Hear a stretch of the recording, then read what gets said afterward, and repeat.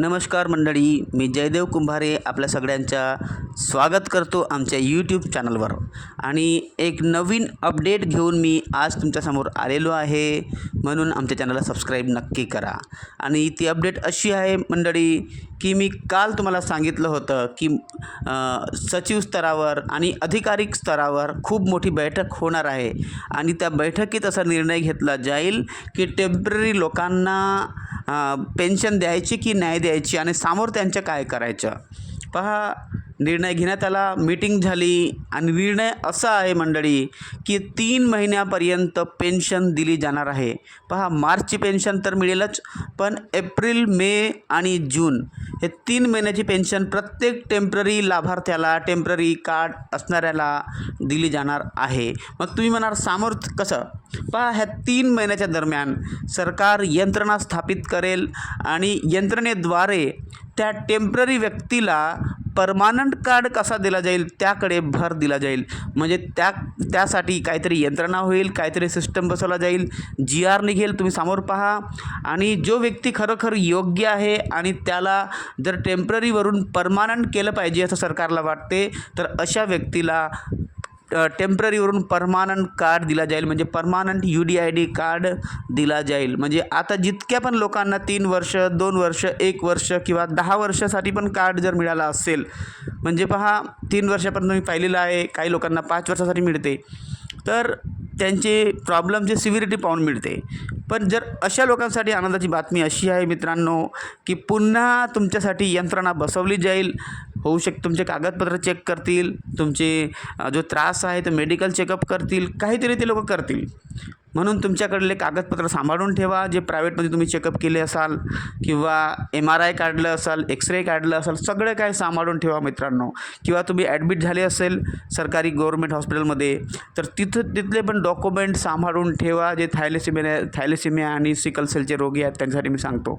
आपला discharge card वगैरे सगळं सांभाळून ठेवा. आणि किती वेळा ब्लड डोनेट झालं सगळा रेकॉर्ड तुम्ही ठेवा, कारण हा रेकॉर्ड कामात येणार आहे. तुम्हाला टेम्पररीमधून परमानंट दिव्यांग बनवण्यासाठी, तुम्हाला सर्टिफिकेट देण्यासाठी मित्रांनो. होऊ शकते तुम्हाला कॉल ऑन केला जाईल, म्हणजे तुम्हाला बोलवलं जाईल एखाद्या तारखेला, म्हणजे हॉस्पिटलमध्ये तुम्हाला जावं लागेल आणि त्या ठिकाणी तुमची प्रक्रिया होईल. डॉक्युमेंट द्यावे लागतील, आपले जितके पण कागदपत्र आहेत, जितके पण तुमच्याकडे कागदपत्र असतील, जसे रेकॉर्ड आहे, मेडिकल रेकॉर्ड आहे, रिपोर्ट असतील किंवा आपला डिस्चार्ज कार्ड, सगळं तुम्हाला दाखवण्यास सांगतील ते लोक की आमच्याकडे प्रेझेंट करा, आमच्याकडे दाखवा म्हणून.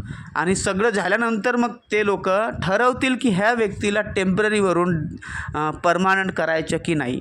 मग तुम्ही म्हणाल परमानंट कोणाला नाही करण्यात येईल?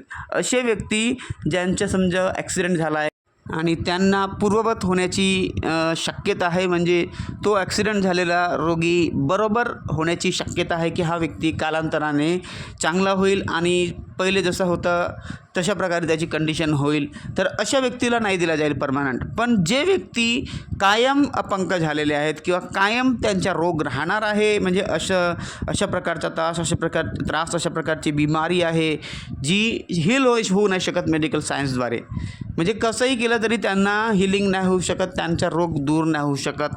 म्हणजे त्यांना वारंवार हॉस्पिटलचे चक्कर मारावे लागतात, भरती व्हावं लागते आणि खूप रिपोर्ट वगैरे काढूनसुद्धा त्यांना त्रास दूर झाला नाही आहे त्यांच्या.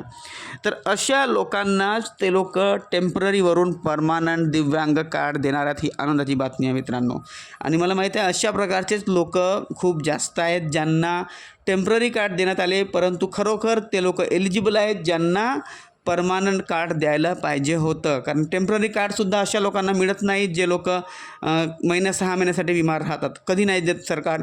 म्हणजे प्रत्येक टेम्पररी कार्ड धारकांना परमानंट करण्याची प्रक्रिया होण्याची शक्यता आहे, कारण टेम्पररी कार्डसुद्धा खूप चेक केल्यानंतरच देतात, बरोबर आहे. ज्यांचा ॲक्सिडेंट झाला किंवा खूप त्रास आहे, ज्यांचा पायाच्या हाताचा त्रास आहे किंवा डोळ्याच्या किंवा कोणत्याही प्रकारचा त्रास आहे, अशा व्यक्तीला ते लोक पाहून ते लोक टेम्पररी कार्ड दिला तोपर्यंत त्यांनी जो व्यक्ती खरोखर बरा होऊ शकत नाही. म्हणून अशा कोणत्याही व्यक्तीला ते लोक टेम्पररी कार्डसुद्धा देत नाही. तर अशा व्यक्तीला मी तुम्हाला सांगू इच्छितो परमानंट होण्याची संधी आहे, म्हणजे परमानंट कार्ड देण्यात येईल असं सरकारचा निर्णय. Thank you for joining. सबस्क्राईब करा, आमच्या चॅनलला लाईक करा, हाईप करा आणि कॉमेंट करा. आणि मंडळी, तुम्हाला जर व्हिडिओ आवडला तर शेअर नक्कीच करा आणि सबस्क्राईब केल्यानंतर तुम्हाला एक सांगतो, बेल आयकॉन दाबून ऑलवर नक्की क्लिक करा. आणि तुम्हाला सांगू इच्छितो, तुमच्यासाठी ही खूप मोठी संधी आहे, कारण सरकार प्रत्येक व्यक्तीला टेम्पररीवरून परमानंट करेल. कारण प्रत्येकाकडे काहीतरी कारण असते ज्याच्यामुळे ते लोक टेम्पररी कार्ड त्यांना मिळालेलं आहे. म्हणजे अशाच साधारण व्यक्तीला सरकार टेम्पररीसुद्धा कार्ड देत नाही. मला हे माहीत आहे. खूप चेकअप झाल्यानंतरच त्यांना टेम्पररीसुद्धा कार्ड देते. म्हणजे सरकार चांगल्या प्रकारे चेक करेल हा व्यक्तीला टेम्पररीवरून परमानंट करायचं काय कारण आहे त्याच्यामागं, आणि तो व्यक्ती बरा होऊ शकतो काय हे पाहिलं जाईल. आणि जर शक्यता नाही आहे, समजा कोणताही त्रासाचा व्यक्ती आहे, त्याला शक्यताच नाही आहे बरं होण्याची, तर अशा व्यक्तीला ते लोक टेम्पररीवरून परमानंट करतील. आणि ही प्रक्रिया माहीत आहे तुम्हाला 3 महिन्यापर्यंत चालणार आहे, सरकारनं असं म्हटलं आहे.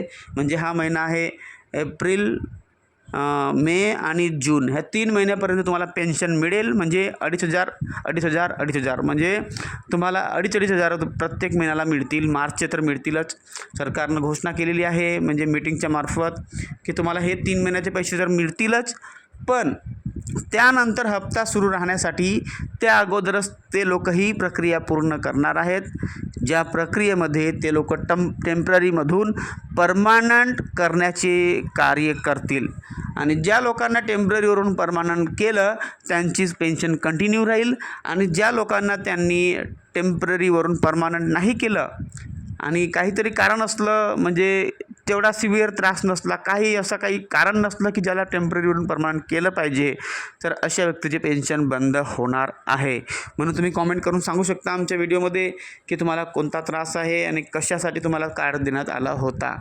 आणि प्लीज तुम्ही सांगू शकता आणि कोणत्या एरियाची आहे, कारण खूप महत्त्वाचं आहे मित्रांनो. हा इतका मोठा निर्णय जो झाला आहे मोठ्या लेवलवर, मोठ्या अधिकारी लेवलवर, हा असाच नाही झालेला आहे. खूप आपले जे कार्यकर्ते आहेत त्यांनी खूप कार्य केले आहेत, ऑफिसचे चक्कर मारले, निवेदनं दिली, खूप विनंती केली, त्यानंतर हा निर्णय झाला मित्रांनो. असंच नाही झालं त्यांच्या मनात आलं निर्णय, त्यांनी कार्य केलं त्यामागं, तेव्हाच म्हणजे सरकारला झुकावं लागलं ह्या बाबतीमध्ये. हेच म्हणावं लागेल की चला आपण टेम्पररी लोकांची पेन्शन बंद करू शकत नाही, कारण ह्या अगोदर तुम्हाला माहीत आहे घोषणा केली होती, GR काढला होता की टेम्पररी लोकांना ह्या पुढे लाभ मिळणार नाही. परंतु त्या GRला पण त्यांनी असं समजावं, स्वतःच्या GRला त्यांनी म्हटलं आता चला आपण मागं घेतलं पाहिजे आणि नवीन GR ते लोक काढणार आहेत. आता समोर तुम्हाला माहीत होईल, आता काही दिवसांनी त्या GR प्रमाणे ते लोक जे मी तुम्हाला सांगितलं आहे ते घोषणा करतील की 3 महिन्यापर्यंत